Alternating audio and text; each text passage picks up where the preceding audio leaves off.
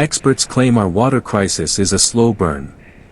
They go on television, sit behind official desks, and tell you to remain calm, promising that new infrastructure and sustainability targets will save us by 2030, or maybe 2040.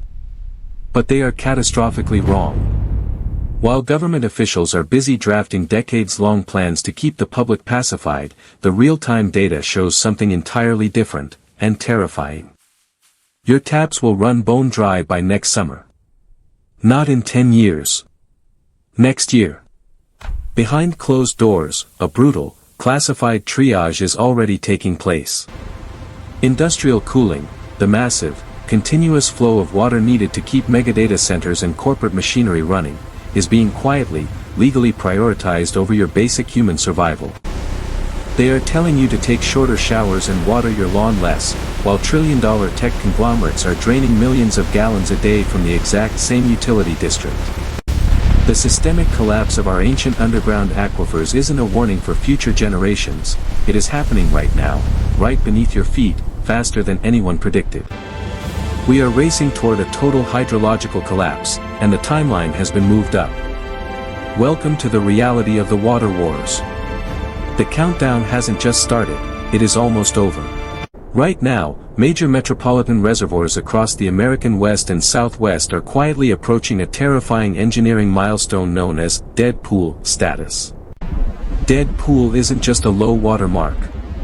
It is the exact, mathematical moment when water levels drop so low that the massive turbines shut down.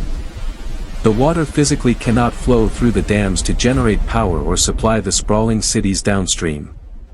Millions of gallons evaporate under the sun, completely trapped, slowly turning into toxic, stagnant mud. But this crisis isn't just happening out in the deserts at Lake Mead or Lake Powell. It is happening inside the walls of your own home, right now. Plumbing engineers are currently tracking a physical phenomenon known as the hollow echo effect.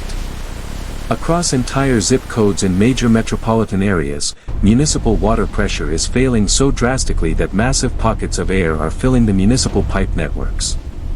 When you open a valve, that air rushes out, creating a vibrating, whistling echo. It is the literal sound of a dying infrastructure. The cause? The record-breaking heat domes of the past 3 summers haven't just made life uncomfortable, they have fundamentally broken the hydrological cycle. Rapid evaporation is depleting surface water sources faster than any historical model ever predicted. The rivers and snowpack streams that feed the major cities are literally vanishing into thin air, baking into the dirt before they even reach the treatment plants. But blaming the weather is exactly what the elite want you to do. Because the real theft, the true draining of America, is happening deep underground, entirely by design. If there is a severe, multi-year drought, who gets the very last drop of water? Your family, or a trillion-dollar tech corporation? Hidden deep within state legislation are highly classified prioritization protocols. These emergency allocation laws dictate the exact order of who gets cut off first when the system collapses. And in almost every major tech hub across the country, massive data center cooling operations and semiconductor manufacturing plants are legally protected as critical infrastructure. Meanwhile, residential neighborhoods are left to run bone dry. Let's look at the terrifying math behind the new digital economy. A single high-density AI server rack requires massive, continuous flows of chilled, purified water to prevent a catastrophic thermal meltdown. A massive hyperscale data center can consume up to 5 million gallons of fresh water every single day. That is the daily water requirement of a town of 50,000 people. An entire community's survival, sacrificed so an artificial intelligence algorithm can generate digital images, process user data, and keep social media feeds refreshing. Worse still, these megacorporations are completely bypassing modern emergency water allocation laws through a brilliant, ruthless loophole. How? By purchasing ancient, abandoned agricultural plots with legacy water rights dating back over a century.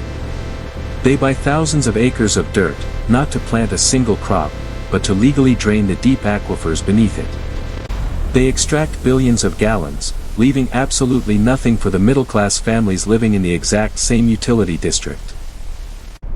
When the rivers run dry and the reservoirs turn to dust, cities turn their massive pumps toward the earth. They rely on transboundary aquifers, massive, ancient underground lakes of fossil water that cross state lines and national borders. Because these aquifers cross imaginary political boundaries, they are a geopolitical nightmare. They are virtually unregulated. It is a secret, invisible race to the bottom. Corporations, hedge funds, and mega-agricultural conglomerates are executing a massive drawdown, pumping billions of gallons out of the dark faster than anyone can track. But here is the detail the government leaves out: this water isn't like a renewable lake. It took tens of thousands of years, since the last ice age, to fill these subterranean caverns. There is no modern infrastructure to recharge them. They are not reservoirs, they are finite, water mines, and they are currently flashing empty. The geological impact of this extraction is catastrophic. As the water is sucked out, the empty earth physically collapses under its own weight.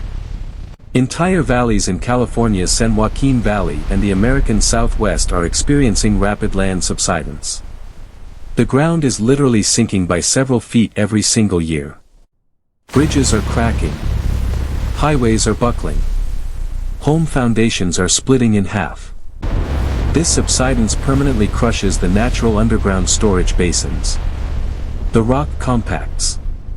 Even if it miraculously rained every day for a decade, the earth can never, ever hold that water again.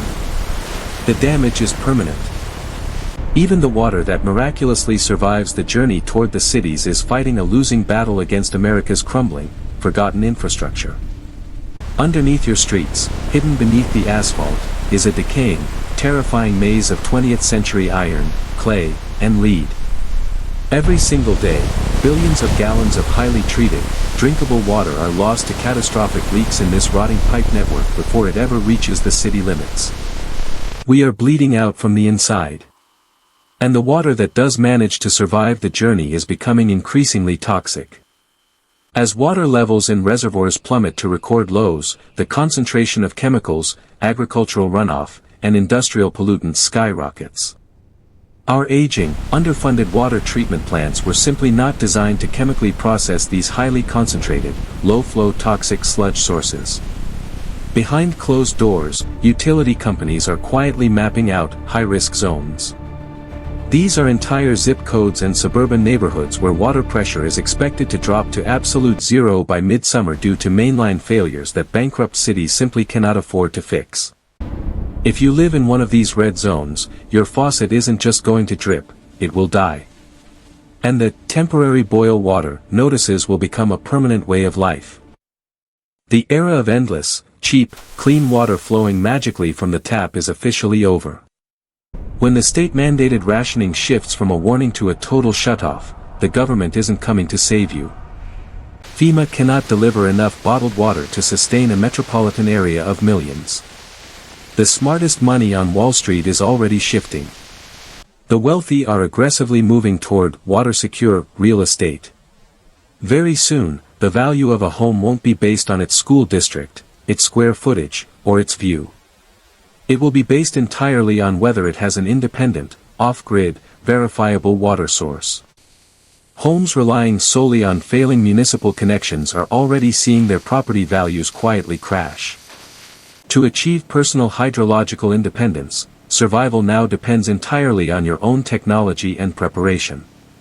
Decentralized greywater recycling systems, which capture and heavily purify shower and sink water for reuse, are no longer luxury eco-upgrades for the wealthy, they are absolute necessities for the middle class. Atmospheric water generators, advanced machines that literally pull drinkable moisture out of the humidity in thin air, are becoming the ultimate survival tool for the post-tap era. You must build a localized, independent supply before the panic hits the grocery stores. The pressure is dropping right beneath your feet. The hollow hiss is coming to your pipes. Will you be ready when the tap runs dry? If you want to stay ahead of the collapse and uncover the dark realities the mainstream media refuses to tell you, hit that subscribe button, turn on notifications, and stay awake.